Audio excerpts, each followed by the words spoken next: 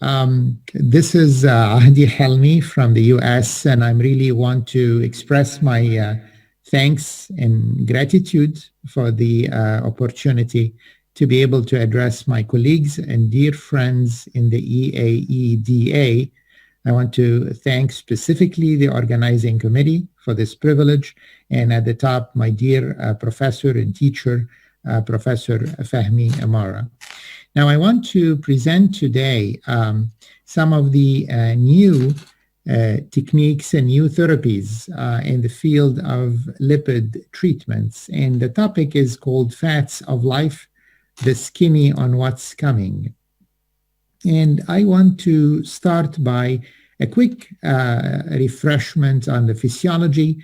As you know, lipids are like oils, don't mix with water. So the lipid particles in our bloodstream has to be carried in particles, and in the core or in the center, the component that doesn't mix with the water, the hydrophobic components like the cholesterol ester and the triglycerides, while at the surface, in direct contact with the fluidity of the blood, we have those that are hydrophilic, the phospholipids and the free cholesterol.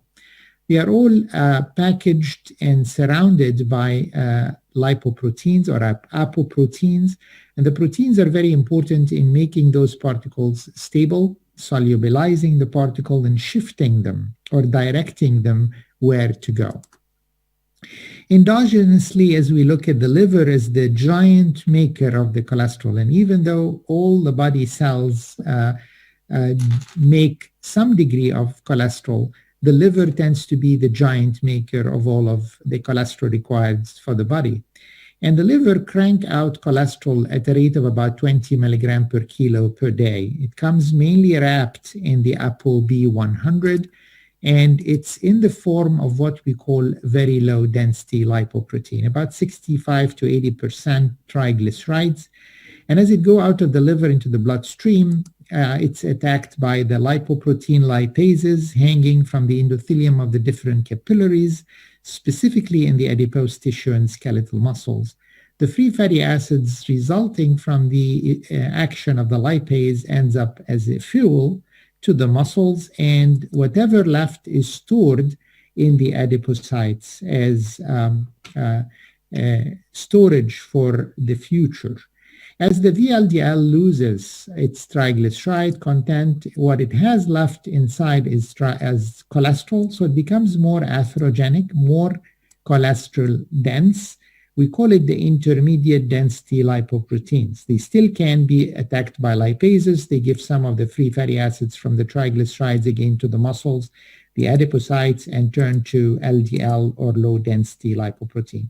That's the main carrier of the cholesterol in the body. It takes cholesterol to different organs for cell membrane formation, for steroid hormones, and the LDL eventually, what's left will be taken back up by the LDL receptors, taken by the liver, and the cycle goes on. LDL lasts about 3 days on the average. The VLDL lasts in the circulation just few hours. Now, this was the endogenous cholesterol formation, which is about 4 to 5 times the amount of cholesterol taken in the diet.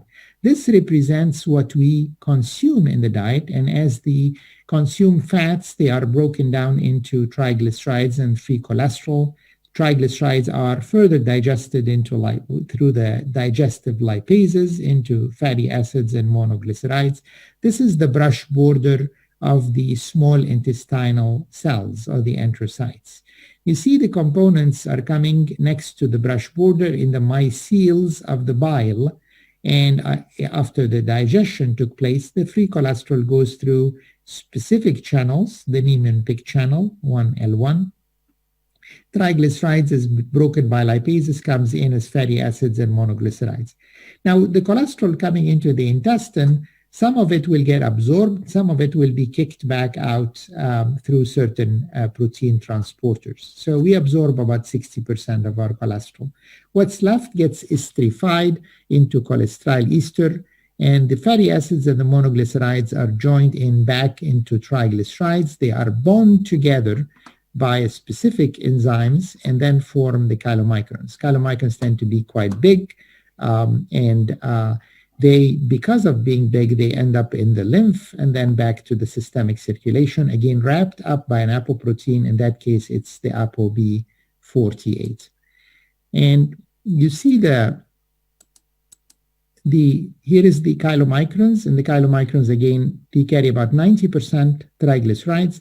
So they are, again, acted on by the lipoprotein lipases, and the results are the triglycerides in the chylomicrons will be broken to free fatty acids that go as a fuel to the skeletal muscles, and what's left will be stored in the adipocytes. As the chylomicron lose triglycerides, they become more and more cholesterol dense, what we call them chylomicron remnants. And again, they are picked up back by the liver, and the cycle goes on. Now, if you look at all clinical trials, and we see the statins as the main agent used to treat high LDL, because epidemiologically, LDL was very much tied to the events, cardiovascular events. We see that despite statins in all these clinical trials, from primary prevention like with COPS trial all the way to secondary prevention like the 4S trial and others, we see that those are the number of events that were not prevented. So we are able to prevent using statins 1 in every 3, and if we are really very lucky. And most of the time, we prevent 1 in every 4 events from happening. You see in different populations, those are the number of events that were not prevented. Sometimes in high-risk groups like diabetics, up to 90% of the events were not prevented when we use statins alone. Now, this has always been a mystery. However, one of the explanation that it's not only LDL that's causing the blockage in the coronaries and in our cerebrovascular vascular beds. If we look at transection in this coronary and you see this endothelium leading to the intima, and this is the tunica media, you see there are a lot of lipoproteins that can sneak and squeeze themselves through the endothelium. See, the LDL is one of them, but it's not the only one. There is smaller VLDL, chylomicron remnants that became denser in cholesterol, LP small a, they can sneak in, and as they come in, they get really oxidized. And when they get oxidized, they attract further elements and components. You see monocytes rolling over, sneaking in as macrophages. So that's the inflammatory cells that come in. And the macrophages has good intentions. Here is the macrophages, and the intention is to pick up this trash, this unwanted components, and taking it and leave out to the circulation and dump it back to the liver.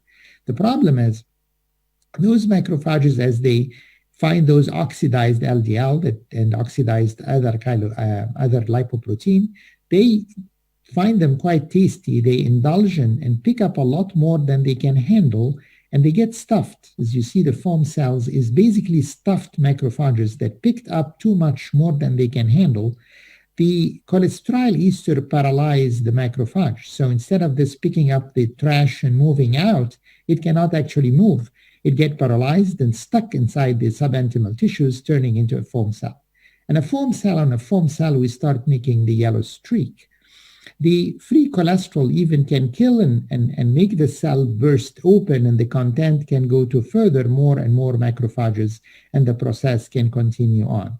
There is another player, which is the HDL, specifically the ApoA1 in it, is very, very important in trying to help out those foam cells. If you look at this animation, you see the macrophages, and here the HDL comes and park next to it. And the macrophages will start to deploy, move out some of the cholesterol that fall on the roof of this pancake or flat pate of HDL. And as the cholesterol, the free is taken in the middle, in the core of the HDL, after being esterified into cholesterol ester, you see this HDL starts to become more globular. It just expands and become like a circle. And you can put another load of free cholesterol, it goes in the center and makes it get globular more and more and bulges more until it becomes too big, which is the HDL2B. it take its load all the way to the liver and decompress the load through the hepatocytes. And you can see getting rid of it and then turning back into a flat pate or a pancake takes it back to the to more macrophages to take another load and so on. And the HDL does that about 9 times during its lifetime, which just only a few days. So as you see here, there are a lot of players in the process of atherogenesis. Not only that, but it has been noticed that even when we lower LDL with statins as low as below 70, patients who are having higher triglycerides, like exceeding 200 in this clinical trial, prove it Timmy, you can see that the events rate is a lot more still, even as early as 30 days from an event. They still will have another event happening among those who have a triglycerides. This was true in other clinical trials like the heart protection study and the care lipid trials as well. The higher the triglycerides, when the statins are present, even when they lower LDL as low as below 70, we see more events happening in those who have triglycerides high. The American Heart Association in 2019 added high triglycerides above 175 as a risk enhancer among those patients on statins.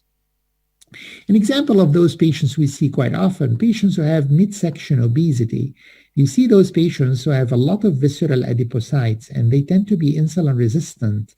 And insulin tend to suppress lipolysis, but when they become resistant, they lipolyze. They break down those triglycerides stored into free fatty acids that go portal and start bombarding the liver.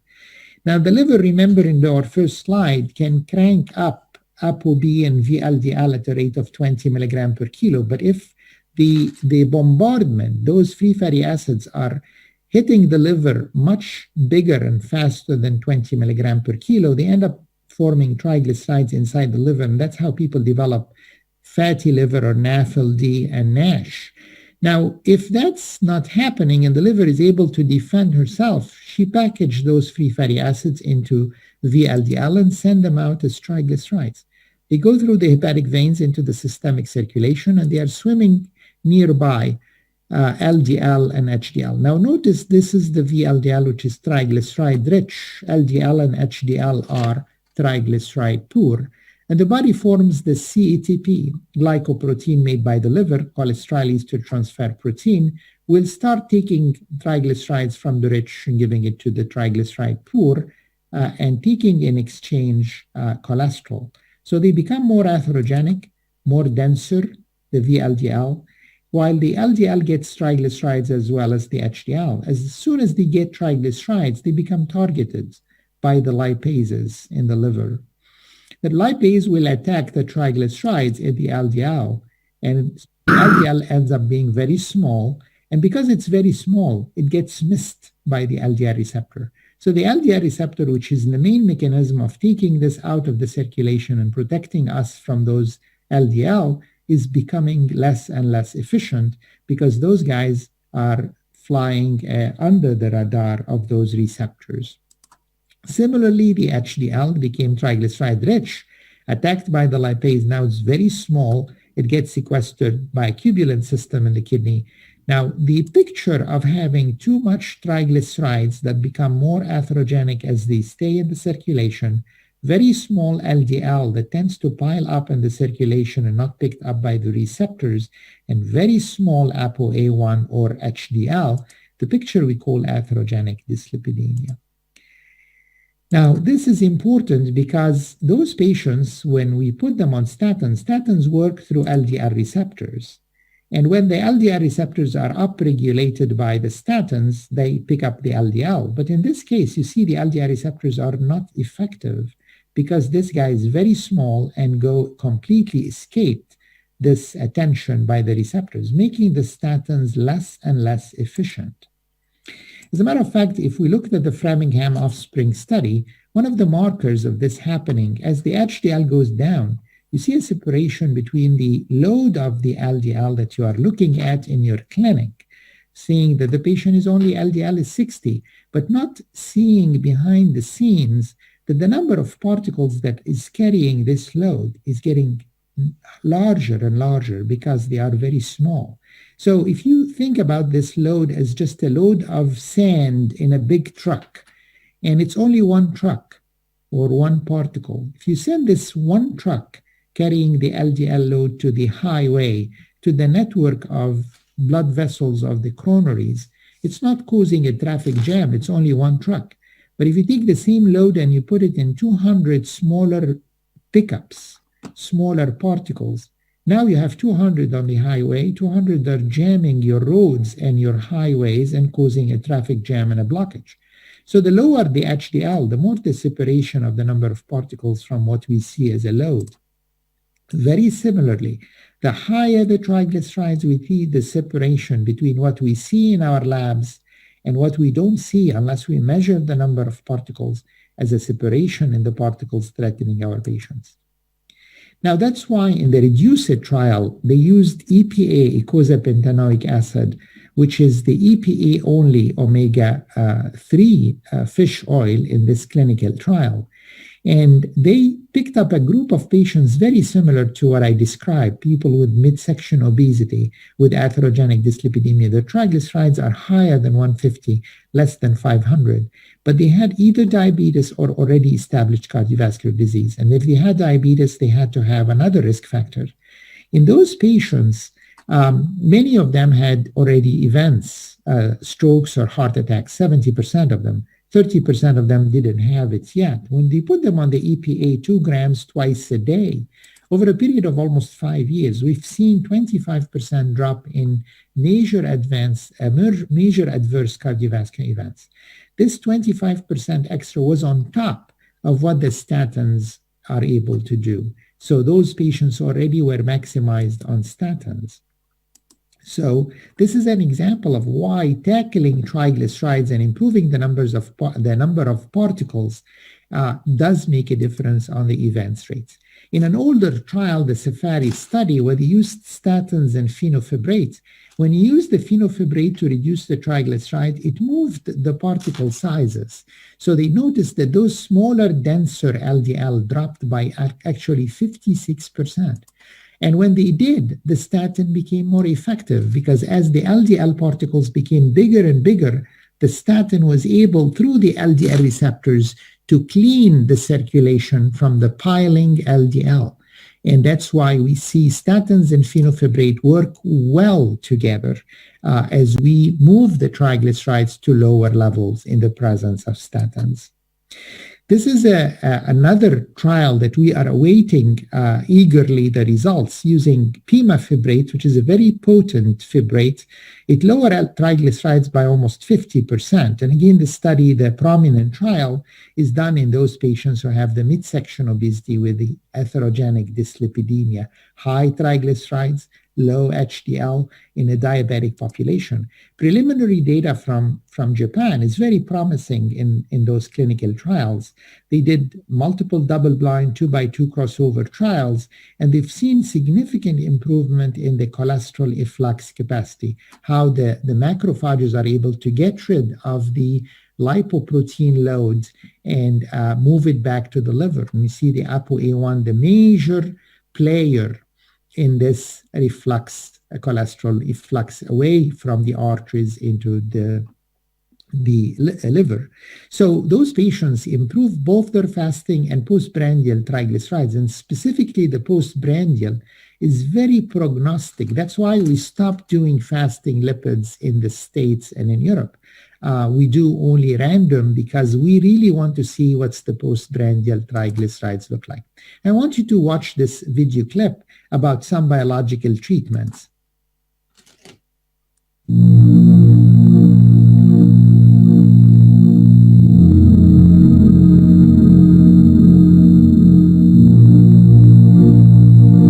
Cholesterol is transported through the bloodstream by carriers including low-density lipoprotein particles, or LDL. High LDL levels, and thus high levels of cholesterol, are a major risk factor for the development of atherosclerosis and cardiovascular disease. As part part of LDL's natural catabolism, it is taken up by LDL receptors found primarily in the liver. Here, LDL can bind to the LDL receptor on the surface of hepatocytes within the liver, where it is internalized and cleared from the circulation. The LDL receptor can then be recycled back to the cell surface, where it can bind to further LDL. Now notice the LDL receptors here. They pick up the LDL, take it down into the hepatocytes, leave it in the lysosome, and come out again in another trip to take another one and another one and another one. It does that about 150 times. Now notice when the PCSK9 or the regulatory protein is there, what happens?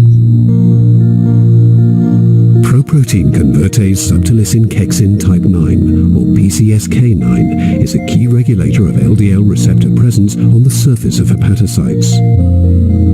Circulating PCSK9 binds to LDL receptors with high affinity.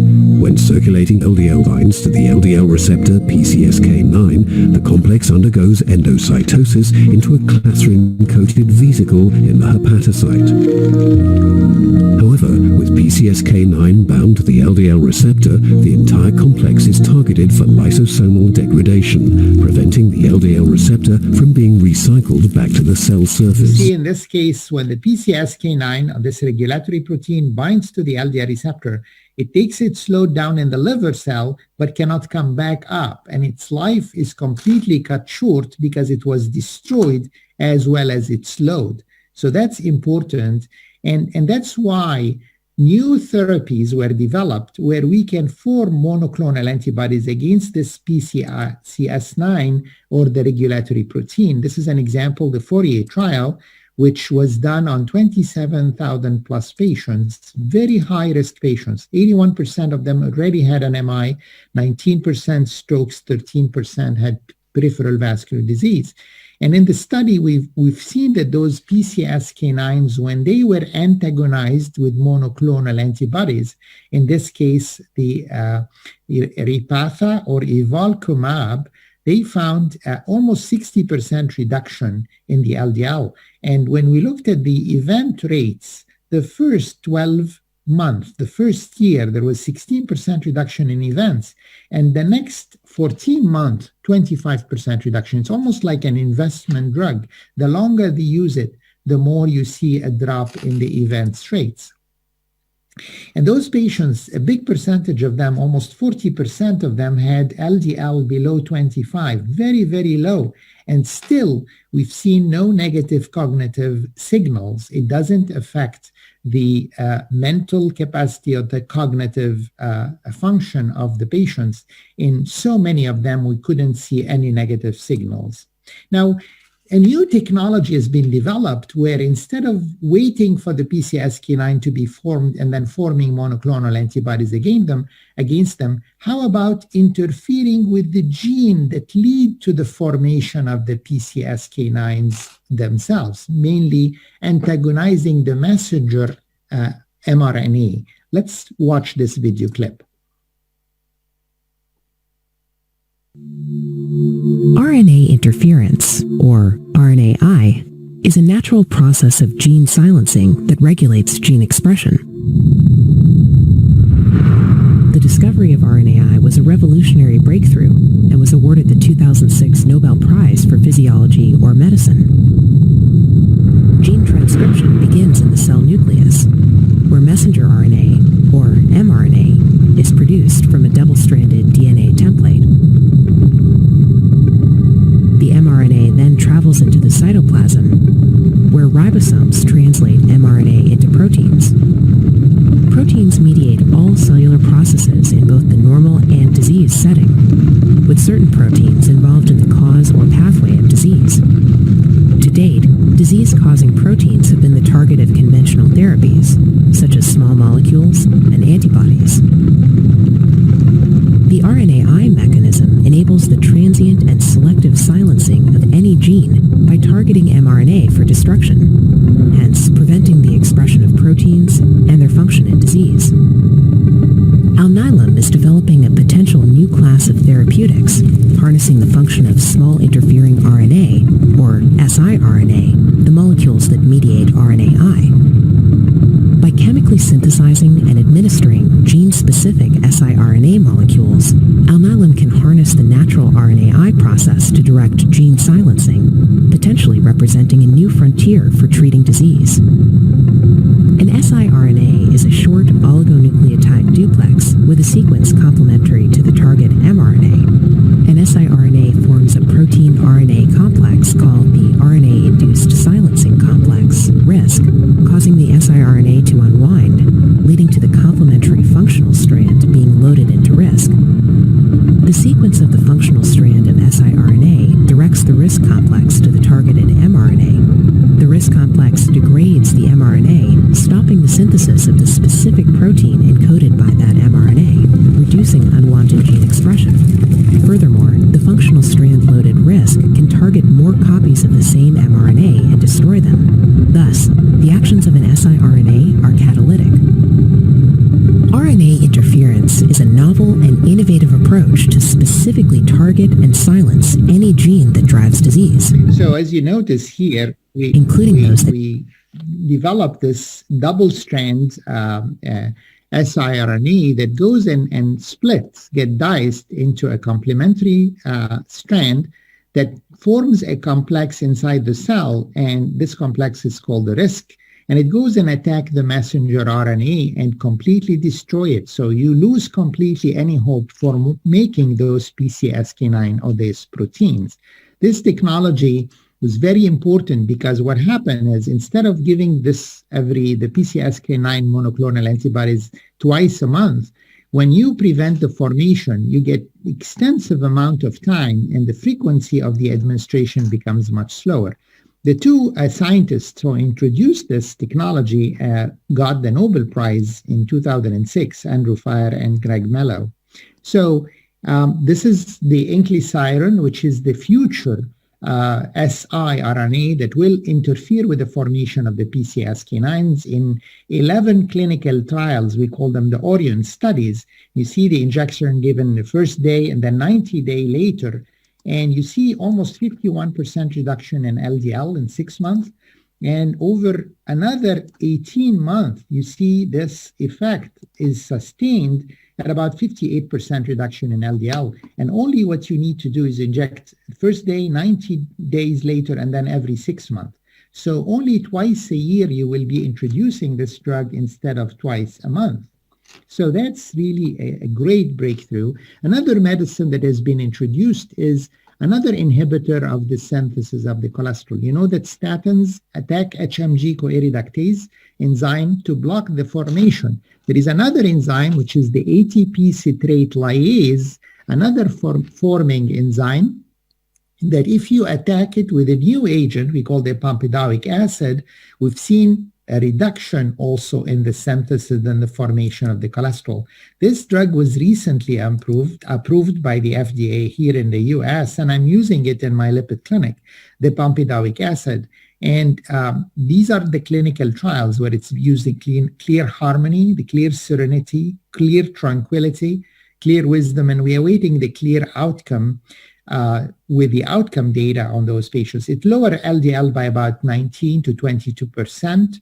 It can be added to ezetimibe to give you about 33 to 35% reduction. It's a pro-drug, so it doesn't cause muscle aches and pains because it's only get activated in the liver, has nothing to do with the muscles. So that's another promising drug that's already been added to the lipid-lowering agent. One of the very important things that we always think of is the inflammation role in atherosclerosis. We've seen the playing of macrophages and T lymphocytes forming all these cytokines that activate macrophages, and they invade into the subintimal tissues. We've seen a lot of inflammatory pathways that lead to proliferation of the smooth muscles in the tunica media, and even is shown in clinical studies as the increase of the intima media thickness as those smooth muscles migrate into the subintimal tissues. A lot of cytokines have been played. Also, those cytokines tend to make the endothelium very dysfunctional and very porous. And as you see here, the macrophages and the inflammatory cells sneaking from in between the endothelial cells into the subentemal tissues. See the macrophages, as the endothelium becomes less effective in preventing those guys from entering. They enter in large numbers, inflammatory cells participating in the process of forming foam cells. You see the fatty yellow streaks building up, and eventually the fibrofatty plaques completely occluding our coronaries and our carotid arteries, as you see here. And eventually the patients end up with an event, and that endanger our patients. So inflammation being tackled by new anti-inflammatory agents. We've seen the CANTOS trial using canakinumab in the CANTOS trial. In those patients who are maximized on statins but had an elevated CRP as a marker of inflammation, they received the canakinumab, which is a monoclonal antibodies that will block many of the cytokines, that IL-1 and IL-6, for up to 3 months. And in these clinical trials, over a period of time, over 3.7 years, there was additional 15% reduction in events on top of statins already at the maximum level. Very recently, the Colcott trial done in patients with recent MIs, adding a low-dose colchicine as an anti-inflammatory agent in patients already maximized on statins, antiplatelet therapy, RAS inhibition, beta blockade, and still in those patients who had just 30 days out of an MI, we've seen significant reduction in the first event as well as the cumulative number of cardiovascular events by 34%. Here is the hazard ratio, is quite impressive, 0.77. So at the end of my talk, I just want to emphasize that aggressive lipid management do protect hearts. And I want to thank you and want to thank the organizing committee from the bottom of mine. Thank you very much again for the privilege and honor of being able to address this group.